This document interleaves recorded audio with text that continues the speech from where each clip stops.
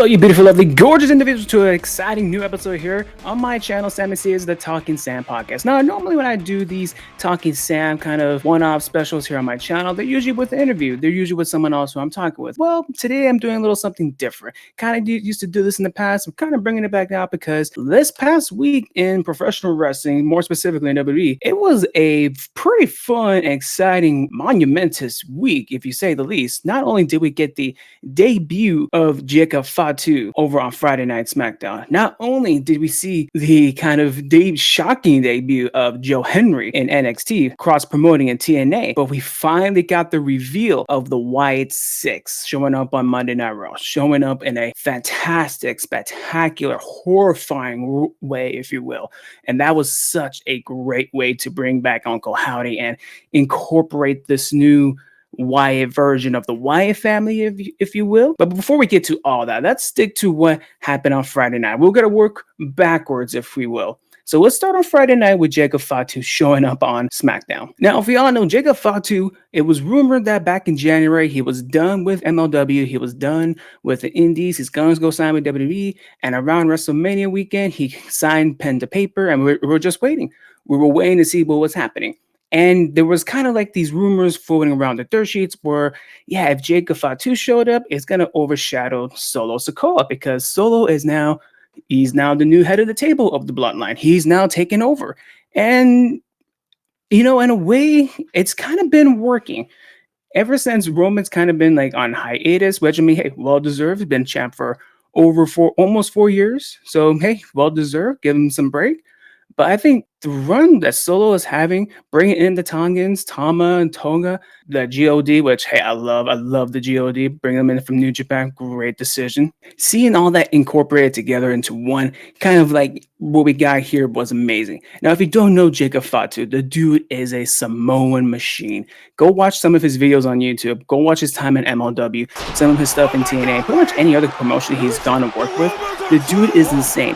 Think of Umaga. Back in the day, Umaga, how big he was, how he was able to fly, move in a super speed and like that. Heavyweights like him shouldn't do what he did. Jacob Fatu is like a modern day Umaga, but much slimmer, much more dangerous. And my God, the dude knows how to sell. And they did a really good way of, and WWE did a really good way on selling us how dangerous Jacob Fatu is. Because not only did he came in and took out Randy Orton, not only did he came in and took out Kevin Owens, but he also took out Cody Rhodes, all 3 in 1 by himself. And normally when someone debuts and they do something like that, they're set up as a top heel, top monster heel. But Jacob Fatu is kind of like this. He's the new heavy hitter. He is the new Solo in this new Bloodline, if you will. Which, you know what? Bringing in Jacob like this makes sense. Makes sense in a lot of ways. Because, you know, let's slowly get into Jacob Fatu. Let's not throw him into the fire all crazy willy-nilly. Because if you do that, you got to burn him out really, really fast. And that is something we do not want from Jacob Fatu, because the guy is so freaking awesome. When you think of the word untapped potential, this is Jacob Fatu to a T. Now, with Jacob Fatu showing up, that brings up kind of a question. What does this mean for Hikuleo, the brother of Tama Tonga and Tongaloa? Because there was reports that Hikuleo, he was done with his dates in New Japan. He was not going back. He was heading over to WWE, and we're all kind of assuming that he was going to be showing up pretty soon, sooner than later. And not only did we hear those rumors, we also heard rumors that Solo was, or WWE, if you will, were trademarking the name Caesar and giving that to Sikoa, Caesar Sikoa, if you will, which, you know, it really would make sense if you were going to put that name on Solo, because we're now seeing the development of Solo's character. Because we saw him as the silent but deadly type, but he's slowly been talking. Each week by week, he's saying more and more and more. He's dressing a little more differently, a little more assertive, if you will. Giving him the red shirt and the blazer and the chain. And it's like, ooh, and the gloves. I thought the gloves were a great touch too. And it gives him a more dangerous aura, if you will. So that really puts it all together. It's making it so good. And it has a I want to say it's putting the Bloodline in a new light that I don't think it has ever been before. And I'm saying this when Roman was in charge, when Roman was still here with the Usos and when Solo was the heavy hitter. Even when Sammy was part of the Bloodline, That's what I'm saying. I think the Bloodline now that you inserted Jacob Fatu, oof, this is gonna be some good things happening story wise coming up. And credit to the commentators Corey Graves and Wade Barrett on selling on how dangerous Jacob Fatu is, calling him the Samoan Wolverine. Oh, not Samoan Wolverine, the Samoan Werewolf, if you will, because that was his nickname in the Indies, which, hey, that makes sense. Jacob Fatu has such a great, horrifying look. The dude is scary. I do not want to get in a street fight with that dude, let me tell you that. That's the last dude you want to get in a street fight with. Now, let's look at the sudden impact that this already has, because now the internet is, wrestling internet, if you will, is going nuts. It's going insane. They are losing their minds for Jacob Fatu to finally show up in WWE with the storyline, with the Bloodline. Now, obviously, if when he showed up at AEW, would it have the big same impact? I don't know. Maybe it's all different, all depending on how they plug and insert their guys, because AEW is so stacked with talent, especially nowadays where there's so many. It's hard to find a good spot to put them in and get real meaning towards it. Not to say that anyone over there doesn't have any real meaningful storylines or anything like that. I'm just saying it's just so full. It's hard to get a good beat on what's the real narrative going on here. But with this in WWE, we got the narrative. Solo is taking over. He's telling Paul Heyman Roman's never coming back.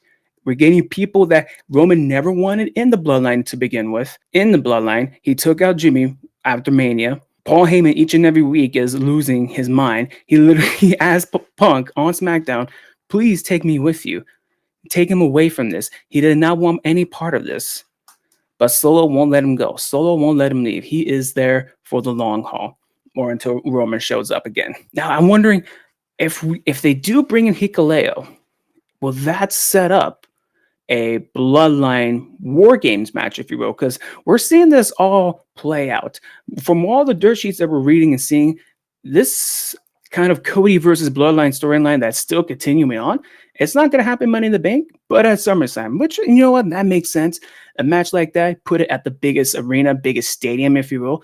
Save that for a SummerSlam. Solo, Cody, WWE title, SummerSlam, makes sense. It's the perfect way also to reintroduce Roman Reigns, probably at the end to kind of maybe look down upon a Solo about why he couldn't get the job done, and then have all in the new Bloodline jump Roman and establish that new kind of aura, the new set of control of the Bloodline, if you will. And then from there, you jumpstart from the summer into the fall with War Games in November. Now, obviously, if we do War Games, you're going to have Roman, you're going to have Jimmy and Jay on one side. On the other side, obviously, Solo, Tama, Tonga, Jacob Fatu, Hikuleo, whenever he does show up, it's going to be interesting how he does, because I would have thought Hikuleo showing up at the spot that Jacob Fatu did would have been perfect, would have been a good spot. Would it have been the same impact? I don't know. I don't necessarily think it will have the same impact as a Jacob Fatu did, but because it's Hikuleo and he has that ties with Tama and Tonga, it might have. It's so weird because Jacob Fatu is such a different animal. You guys have no idea how excited I am to see this dude in WWE. I remember seeing a match with him and Josh Alexander for Ric Flair's last match event, and those dudes were putting on a show. Jacob Fatu was doing things I didn't even think guys his size were able to do. And not only that, Jacob Fatu slimmed down a bit from the last match he had on the Independence, so he's in the best shape of his life. This is going to be really interesting to see, too. So I'm excited to see what they got to put together here. And I really hope if we do get this Bloodline Civil War Games match in November at Survivor Series, if they drop it down from 5-on-5 to 4-on-4, because I do not like the 5-on-5 War Game style. I feel 10 guys, that's too much. That's one guy too many. 6 to 8, that feels like the sweet spot right there. But 10, it feels so crowded.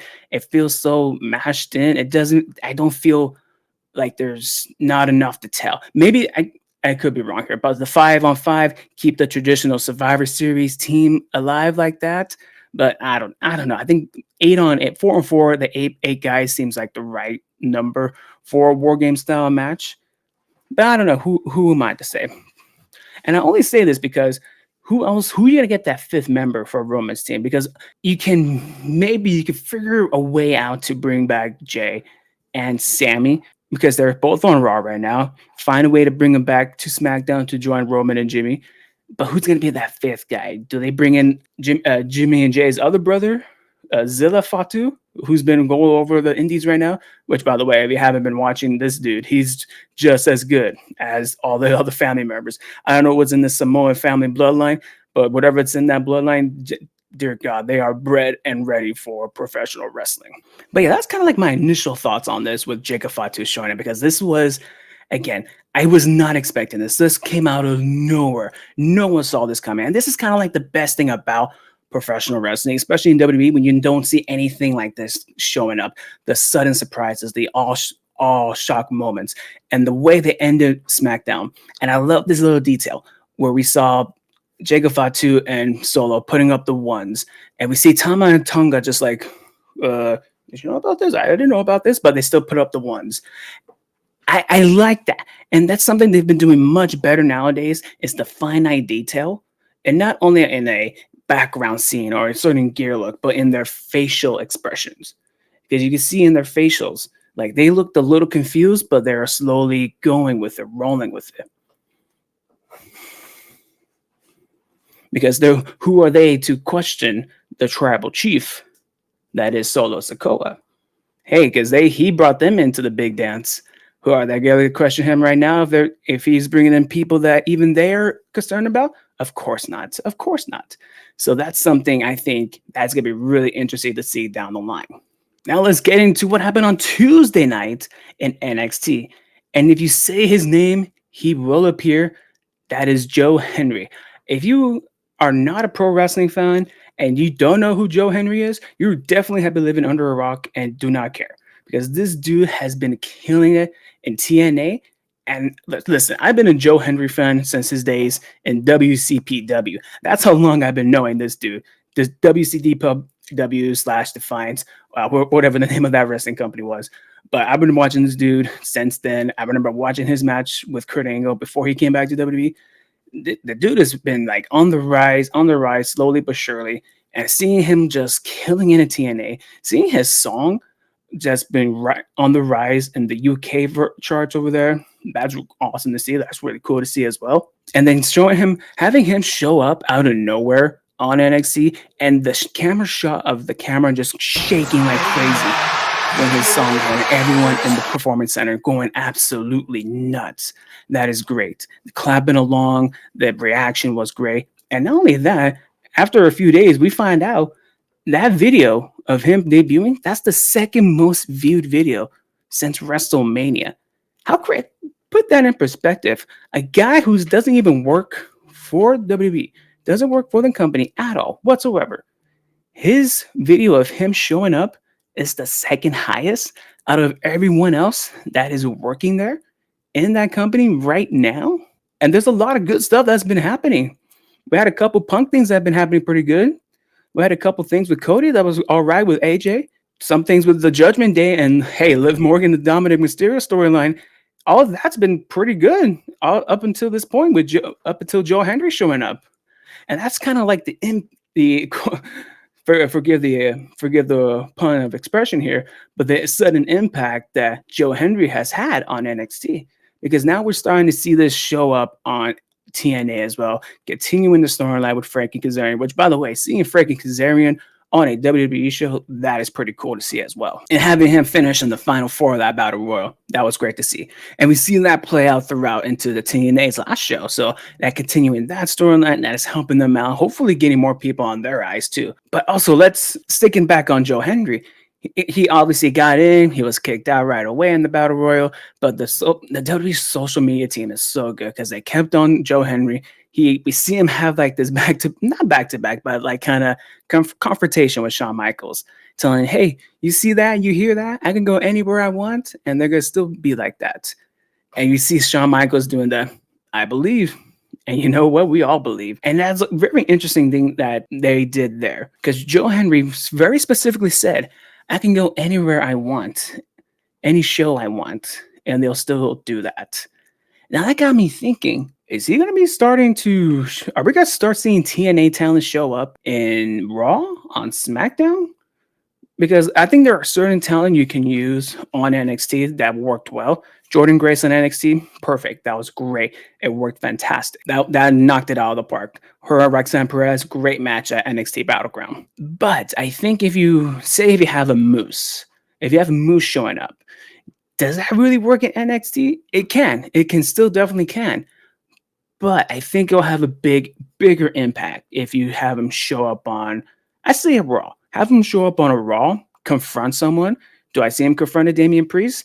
Let's see after Bash at Berlin. Let's see after that, because we know Gunther is facing the winner of the World Heavyweight title at SummerSlam because he won King of the Ring. And then after that, we're getting the Berlin PLE.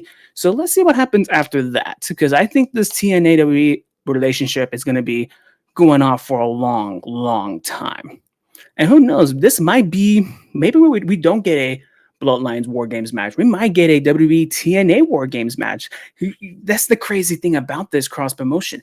It just snowballs into what could be more and more and more and more. I mean, this is kind of like the real forbidden door, if you will, because let's look at the AEW forbidden door side. Yes, the name of the pay-per-view is cool and everything. I like it, but I put the button. They do cross promotions all the time. Like, not, they like to say this, like the one time of the year talent from New Japan and AEW go against each other. Like, is it though? Because we see them every now and then. So is it really the only time? Like, it doesn't feel special, is what I'm trying to say. This, on the other hand, kind of feels special. And yes, because we have never seen it before in WWE, especially on their live TV before. But on the AEW side, it's almost like not a weekly, it's almost a daily basis. We see guys from New Japan, CMLL now showing up, if you will, AAA. And it doesn't have that same special shock and awe moment that it does that when a Frankie Kazarian shows up, when a Joe Hendry shows up and just leaves the whole Performance Center speechless. Again, I know the Performance Center is a smaller type building, as about maybe a couple hundred people compared to what a AEW show is, where it's almost 1,000, maybe not that different of comparison. But you can see like the sudden impact. We hear his music, the camera is shaking. I thought, whether that is planned or not, that is a great touch. That is great production on how to build a guy, especially like a guy like Joe Hendry. Do I think Joe Hendry's gonna be showing up more often in WWE? Absolutely. Do I see him coming on a Raw or SmackDown anytime soon? Not just yet. I don't think so. I think he will be showing up, maybe a surprise thing at Heatwave. We could be seeing him popping up at Heatwave for NXT. Because I think they're still going to keep the NXT TNA thing going, because they're kind of on the same level right now. Because this is Raw, SmackDown for WWE, NXT TNA. That's kind of like the level mark right there. Now let's get into the meat of this little special podcast that I'm doing here. The debut of the Wyatt Sicks. Now, for months on months, and I think probably even like even before WrestleMania, we've been seeing like these QR codes pop up. These little videos show up that if you scan it, you see what they're showing. And this is exactly what happened the first time when Bray Wyatt showed back up to WWE with his QR codes. Follow the White Rabbit. We see him pop up at Extreme Rules and have that great, fantastic return.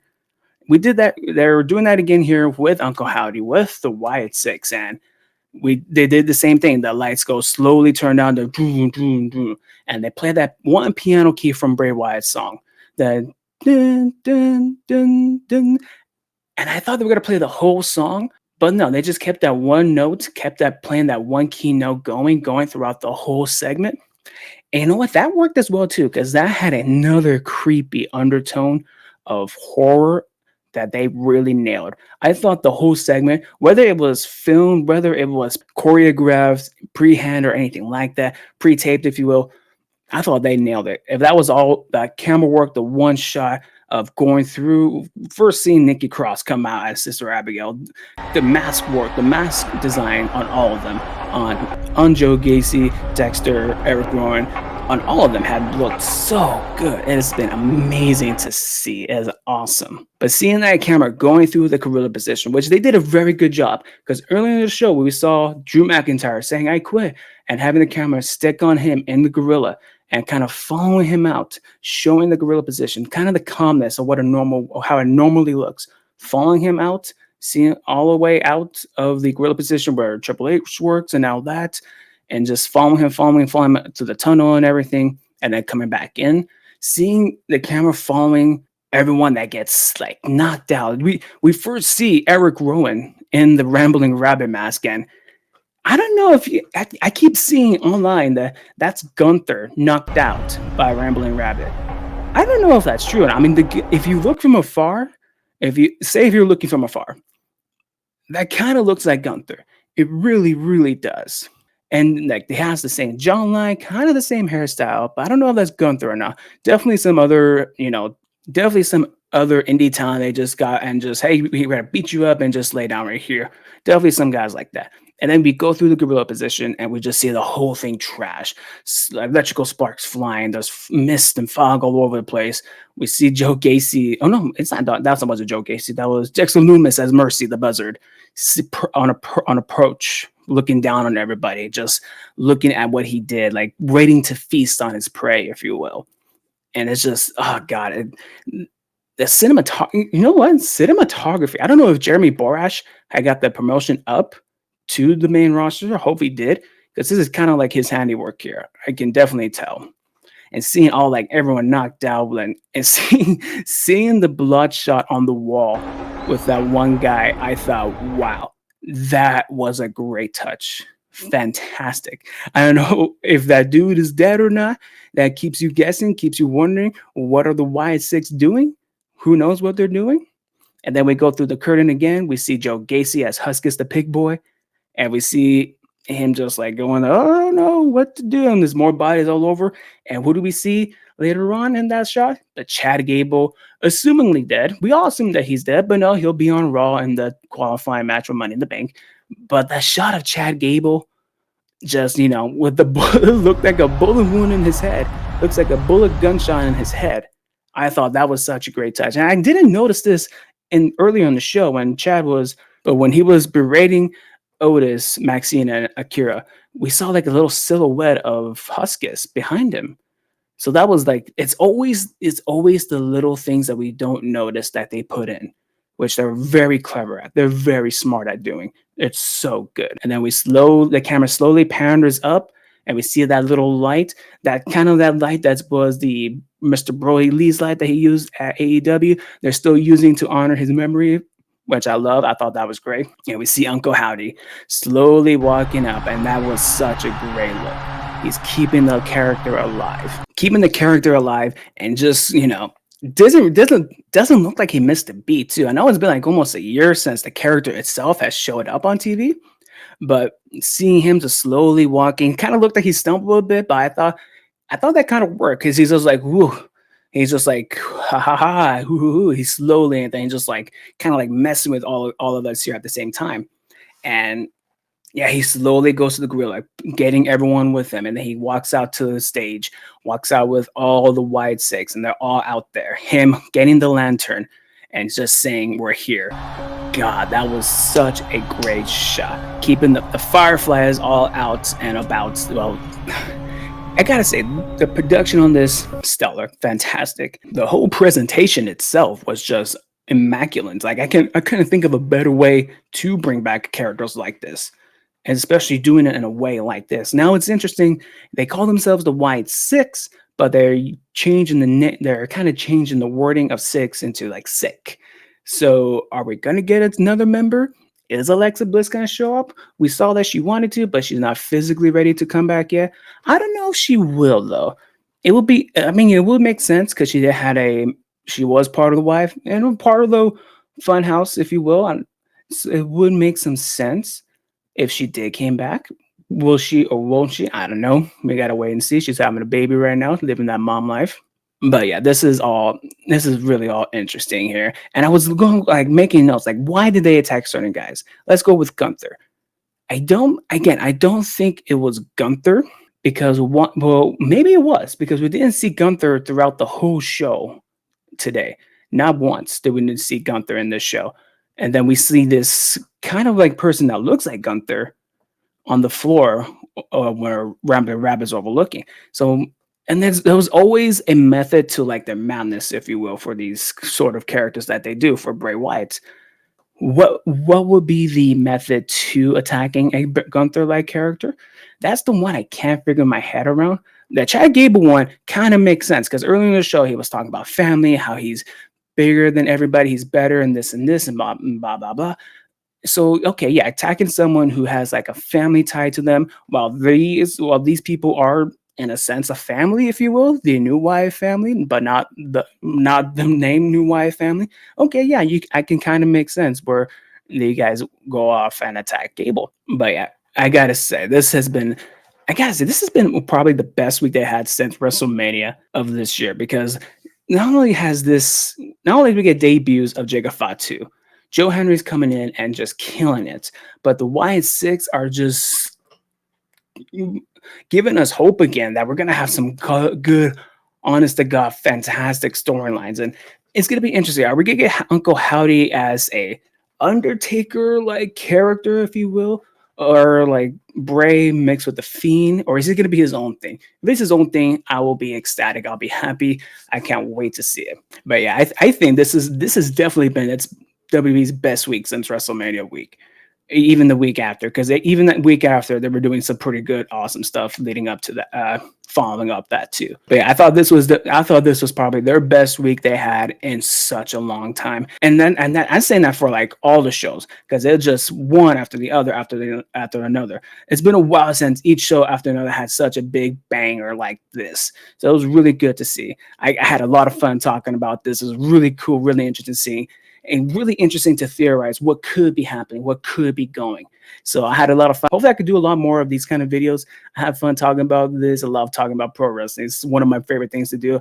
Obviously, if you see my belt right here, I love me some pro wrestling. Love me some pro wrestling. And don't worry if you guys are normal to my channel, there will be reactions, especially this week. I'll have 2 reactions dropping this week. One for House of the Dragons Season 2, Episode 2, and Hell of a Boss Season 2, Episode 9. That dropped over the weekend as well. Out of nowhere. Thanks a lot, Vivian, for dropping that on us, that bomb on us. Thank you very much for that. We all appreciate that. But nonetheless, that will be happening this week as well. This will be on Monday. As I record this will drop on Monday for all you guys to see. There will be an audio version as well. I'm still getting getting back into the works of that, making sure all you guys have fun and enjoy as well. But yeah, leave a comment down below. Let me know what you guys think. Was this the best week in wrestling so far in WWE or in any other promotion, any other company? And was there a better week? Let me know in the comment down below. If you want to follow me on all my social medias, please do so. All my handles are in the description for you as well. And as always, you beautiful, lovely, gorgeous individuals, make sure you hit like, subscribe to my channel, Sam sees for more fun videos like this one here. And with all that being said, until next time, bye.